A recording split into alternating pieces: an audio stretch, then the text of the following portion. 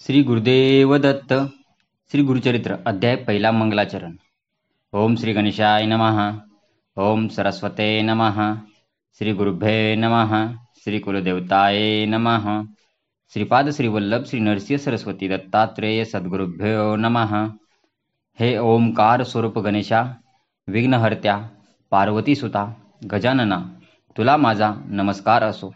तू लंबोदर, एकदंत, शृपकर्ण इत्यादी नावाने प्रसिद्ध आहेस. तुझ्या हलणाऱ्या कानांपासून जो वारा निर्माण होतो त्या वाऱ्याने तुझ्या साऱ्या भक्तांची सर्व संकटे दूर होतात. म्हणून तुला विघ्नांतक, विघ्नहर्ता असे म्हणतात. तप्त सुवर्णाप्रमाणे असलेले तुझे मुख शोभून दिसते. उगवत्या सूर्याप्रमाणे असलेले त्याचे तेज सर्वत्र पसरते. संकटरूपी अरण्ये तोडून टाकण्यासाठी तू हातात परशु धारण केला आहेस. तू नागबंध म्हणजे सर्पाचा कमरपट्टा आणि सर्पाचे यज्ञपवीत धारण केले आहेस. हे चतुर्भुज विशाल नेत्रविनायका, तू या विश्वाची सर्व संकटे नाहीशी करून त्यांचा सांभाळ करतोस. जे लोक तुझे चिंतन नामस्मरण करतात त्यांना कोणत्याही संकटाची बाधा होत नाही. त्यांचे सर्व मनोरथ तत्काळ सिद्धीला जातात. कोणत्याही मंगल कार्याच्या आरंभी सर्वप्रथम तुलाच वंदन केले जाते.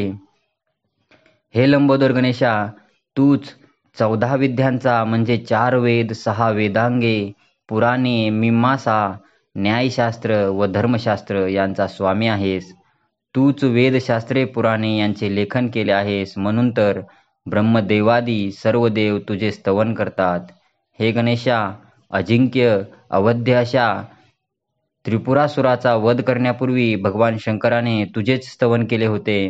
हरिब्रह्मादी देव कार्यरंभी तुलाच वंदन करतात. तुझ्या कृपेने त्यांना इच्छित गोष्टी प्राप्त होतात.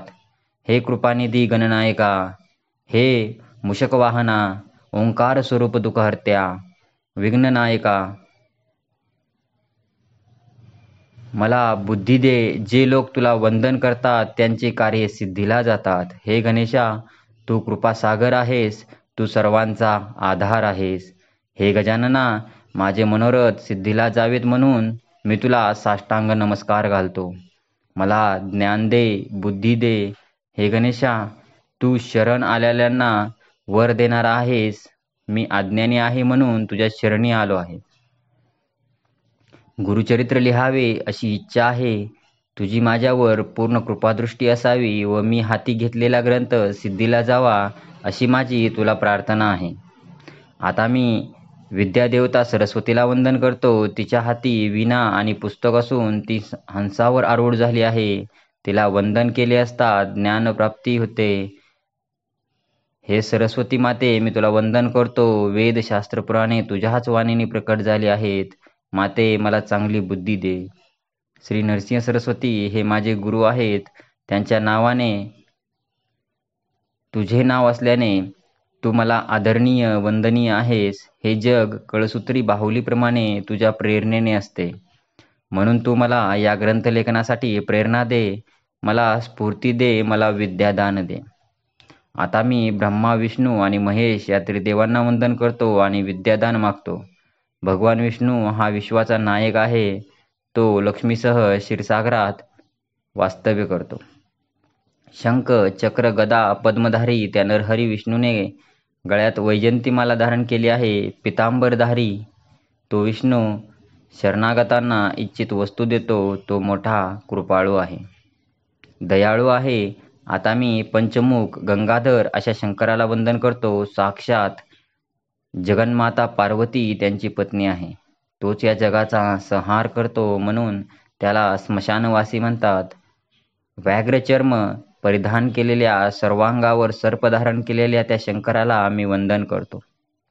ज्याच्या मुखातून वेद निर्माण झाले त्या सृष्टीकर्त्या ब्रह्मदेवाला मी वंदन करतो. सर्व देव, यक्ष, गंधर्व, किन्नर, सिद्धसाध्य, सर्व ऋषीमुनी, पराशर, व्यास, वाल्मिकी इत्यादी सर्वांना मी नमस्कार करतो. माझ्या जवळ कवित्व नाही. ग्रंथरचना कशी करतात ते माहीत नाही. मला मराठी भाषा नीट येत नाही. मला शास्त्रज्ञान नाही. म्हणून आपण सर्वांनी माझ्यावर कृपा करावी. माझ्या या ग्रंथलेखनास सर्वतोपरी मदत करावी. अशा प्रकारे सर्वांना विनंती करून मी माझ्या आईवडिलांना, पूर्वजांना नमस्कार करतो. आपस्तंभ शाखेचे कौंडिन्य गोत्रात जन्मास आलेले सायदेव हे आमचे मूळ पुरुष. साखरे त्यांचे आडनाव, त्यांचे पुत्र नागनाथ, त्यांचा पुत्र देवरो, देवरवांचे पुत्र गंगाधर हेच माझे वडील. अश्वलायन शाखेचे कश्यप गोत्रात जन्मास आलेल्या चौंडेश्वरी यांची कन्या चंपा ही माझी आई. माझा पिता गंगाधर ते सदैव श्रीगुरूंचे ध्यान करीत असत, म्हणून मी माझ्या नावात माझ्या पित्याचे नाव गोवून सरस्वती गंगाधर असे स्वतःचे नाव धारण केले. श्रीगुरूंचे सदैव ध्यान करणाऱ्या सर्व साधुसंतांना, संन्यासी, यती, तपस्वी या सर्वांना माझा नमस्कार. मी या सर्वांना प्रार्थना करतो की मी अल्पमती आहे, माझे बोबडे बोल गोड मानून घ्या. पूर्वीपासून आमच्या कुलावर श्रीगुरूंची कृपा आहे. त्यांनीच मला गुरुचरित्र लिहिण्याची आज्ञा केली. ते म्हणाले, तू आमचे चरित्र कथन कर, त्यामुळे तुझ्या वंशाला धर्मार्थ, काम व मोक्ष हे चारही पुरुषार्थ प्राप्त होतील. गुरूंची आज्ञा मला प्रमाण आहे. ती आज्ञा आहे म्हणजे प्रसन्न झालेली कामधेनूच श्रीगुरूंच्या आशीर्वादाने माझा ग्रंथ सिद्धीला जाईल अशी माझी पूर्ण श्रद्धा आहे. श्री नरसिंह सरस्वती हे त्रयमूर्तू श्री दत्तात्रेयांचा अवतार आहेत. त्यांचे चरित्र अगाध आहे, अपार आहे. त्यांचे वर्णन कोण करू शकेल? परंतु प्रत्यक्ष श्री गुरूंनी मला आज्ञा केल्यामुळे मी ते सांगत आहे. ज्याला पुत्राची इच्छा असेल त्याने या चरित्राचे नित्यश्रवण पठण करावे. जो या चरित्राचे श्रवण पठण करेल त्याच्या घरी लक्ष्मी नित्य वास्तव्य करेल. त्याला सर्व प्रकारची ऐश्वर्य प्राप्त होतील. श्री गुरूंनी कृपेने त्याला रोगांची बाधा होणार नाही. पूर्ण श्रद्धेने या चरित्राचे 7 दिवस पारायण केले असता सर्व प्रकारची बंधने नष्ट होतील. अशी ही परमपुण्यदायक कथा मी सांगत आहे. श्रोते हो, मी सांगतो यावर पूर्ण श्रद्धा ठेव. आम्ही स्वतः या गोष्टीचा अनुभव घेतला आहे. आपणही एकाग्र चित्ताने हे चरित्र श्रवण करून अनुभव घ्या. मी एक सामान्य मनुष्य म्हणून माझ्या बोलण्याकडे दुर्लक्ष करू नका. भोजन केल्यानंतर पोट भरल्याचा तृप्तीचे ढेकर येते, त्याप्रमाणे हे मी स्वानुभवातून बोलत आहे. ऊस दिसावयास काळा व वाकडा असेल तरी त्यातून अमृतासारखा गोड रस मिळतो. कावळ्याच्या विष्ठेतून बीजाचा प्रसार होतो व त्यातून पिंपळ उगवतो. हे लक्षात घ्या. गुरुचरित्र प्रत्यक्ष कामधेनूच आहे.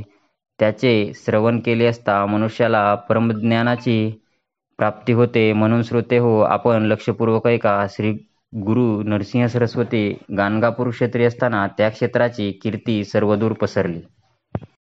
त्या क्षेत्री श्री गुरूंचे कायमचे वास्तव्य असल्याने असंख्य लोक गाणगापूर तीर्थयात्रेला सतत जात असतात. तेथे जाऊन श्री गुरूंची आराधना केली असता मनुष्याच्या सर्व इच्छा पूर्ण होतात. चारही पुरुषार्थाची प्राप्ती होते. अनेकांनी हा अनुभव घेतला आहे. नामधारक एक भक्त सदैव श्री गुरूंचे चिंतन करीत असे. एकदा त्याला श्री गुरुदर्शनाची तीव्र ओढ लागली, म्हणून तो तहान भूक विसरून गाणगापुराकडे निघाला. आता एकतर श्री गुरूंचे दर्शन तरी घेईन, नाहीतर या नश्वर देहाचा त्याग करीन, असा निर्धार करून तो श्री गुरूंचे स्मरण करीत जात होता. तो मनात श्री गुरूंना आळवीत होता. अहो गुरुदेव, लोखंडाला परिस्पर्श होताच त्याचे सुवर्ण होते असे म्हणतात. आपले नाम परीस आहे, ते माझ्या हृदयात सदैव आहे. असे असता मला इथे दुःख का बरे भोगावे लागते? परिस्पर्शाने जर लोखंडाचे सोने झाले नाही तर दोष कोणाचा? हे लक्षात घेऊन माझ्यावर कृपा कर. अहो गुरुदेव, आपण कृपावंत आहात, परमदयाळू आहात. सर्वांच्यावर आपण कृपा करता, मग माझ्याबद्दल आपणास दया का बरे येत नाही? आपण मला दर्शन दिले नाहीत तर मी कोठे कोणाकडे जाऊ? अशा प्रकारे अत्यंत व्याकुळ झालेला तो नामधारक पुन्हा पुन्हा श्रीगुरूंची आळवणी करीत होता. अहो गुरुदेव, कलियुगात श्रीगुरू हेच आहेत. ते कृपा सिंधू आहेत, भक्तांचे कृपा सिंधू, भक्तांचे रक्षण करते आहेत. ते नरसिंह सरस्वती या नावाने विख्यात होतील. ते आपल्या भक्तांचे रक्षण करतील असे देववचन, वेदवचन आहे. आपण ती वेदवाणी खरी करून दाखवा. हे दयासागरा, मला भावभक्ती माहीत नाही, माझे मन स्थिर नाही. तुम्ही कृपासागर आहात, माझ्यावर कृपा करा. आई आपल्या बाळाला कधी दूर ठेवते का? तुम्ही तर माझे माता, पिता, सखा, बंधू आहात. परंपरेने तुम्हीच आमची कुलदेवता आहात. माझ्या वंशात परंपरेने आपली भक्ती चालली आहे, म्हणून मी सुद्धा तुमचेच भजनपूजन करीत आहे. हे नरहरी, माझे दैन्य दारिद्र्य दूर करा. तुम्हीच अखिल विश्वाचे पालनपोषण करते. सर्व देवांचे तुम्हीच दाट आहात. मग तुमच्याशिवाय दुसऱ्या कोणाकडे काय मागणार? तुम्ही सर्वज्ञ आहात असे पुराणे सांगतात. मग माझ्या मनातील दुःख तुम्हाला समजत नाही का? बाळाला काय हवे आहे ते त्याच्या आईला लगेच समजते. मग मला काय हवे ते तुम्हाला समजत नसेल का? घ्यावे तेव्हा द्यावे असे जर तुमचे मत असेल तर मला सांगा. दैत्यबळीने संपूर्ण पृथ्वी तुम्हाला दिली, त्याला तुम्ही पाताळ लोकात पाठवले. तुम्ही श्री रामावतारात विभीषणाला लंकेचे राज्य दिले, त्याने तुम्हाला काय दिले? ध्रुवाला तुम्ही अढळपद दिलेत, त्याने तुम्हाला काय दिले? परशुरामाने तुम्ही सर्व पृथ्वी निशस्त्र करून ब्राह्मणांना दिलीत, त्यांनी तुम्हाला काय दिले? केवळ तुम्हीच या जगाचे पालनपोषण करणारे आहात. मी एक सामान्य मशक तुम्हाला काय देणार? अहो आहात साक्षात महालक्ष्मी तुमच्या घरी रात्रंदिन पाणी भरीत आहे. असे असताना तुम्ही माझ्याकडे काय मागता आणि मी तरी काय देणार? लहान बाळाला दूध पाजणारी आई त्याच्याकडे काय मागते? काहीच नाही. आधी घेऊन मग देणाऱ्याला दाता असे म्हणतात.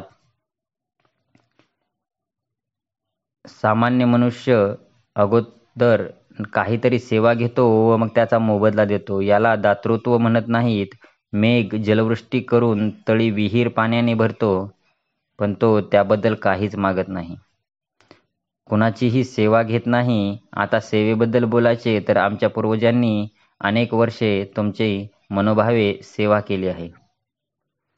म्हणजे आमचे वडिलोपार्जित सेवारूपी धन तुमच्याकडे आहे. त्या बदल्यात तुम्ही माझा सांभाळ करा. तुम्ही असे केले नाही तर मीही हे सर्व संतांना सांगून तुमच्याकडून इष्ट ते जिंकून घेईन. खरे तर तुम्हाला काहीच कठीण नाही. मग माझ्याविषयी असे कठोर का वागता? मी तुमचा दासानुदास आहे. प्रल्हादासारख्या दैत्याचे तुम्ही कैवारी झालात. मग तुम्हाला माझी दया का येत नाही? मी असा कोणता अपराध केला म्हणून तुम्ही माझ्याशी बोलत नाही? आई रागावली तर बालक पित्याकडे जातो, पण पिता रागावला तर तो आईच्या कुशीत शिरतो. अहो गुरुदेव, तुम्हीच माझे आई वडील आहात. मग मी कोणाकडे जाऊ? तुम्ही अनाथरक्षक आहात, म्हणून तुम्हीच माझे रक्षण करा. माझ्या बोलण्याने पाषाणालाही पाझर फुटेल. मग माझ्याविषयी तुम्हाला करुणा का येत नाही? त्या नामधारक शिष्याने अशी परोपरीने विनवणी केली असता कृपाळू गुरुनाथ त्याच्याकडे धावत आले. श्रीगुरु येताच त्या नामधारकाने त्यांच्या चरणावर मस्तक ठेवले. त्याचे मन शांत झाले. त्याने आपल्या मोकळ्या केसांनी त्यांच्या चरणावरील धूळ झाडली. डोळ्यातील आनंदाश्रूने त्यांच्या चरणांना स्नान घातले. त्यांची आपल्या हृदय मंदिरात स्थापना करून यथाविधी पूजा केली. त्याच्या हृदयात श्रीगुरु स्थिर झाले. अशा प्रकारे श्रीगुरु आपल्या भक्तांच्या हृदयात वास्तव्य करतात. त्यामुळे सरस्वती गंगाधरला अतीव संतोष होतो. अशा रीतीने श्री गुरुचरित्रामृतातील मंगलाचरण नावाचा अध्याय पहिला समाप्त. श्री गुरुदत्तात्रय अर्पणमस्तु. श्री गुरुदेव दत्त.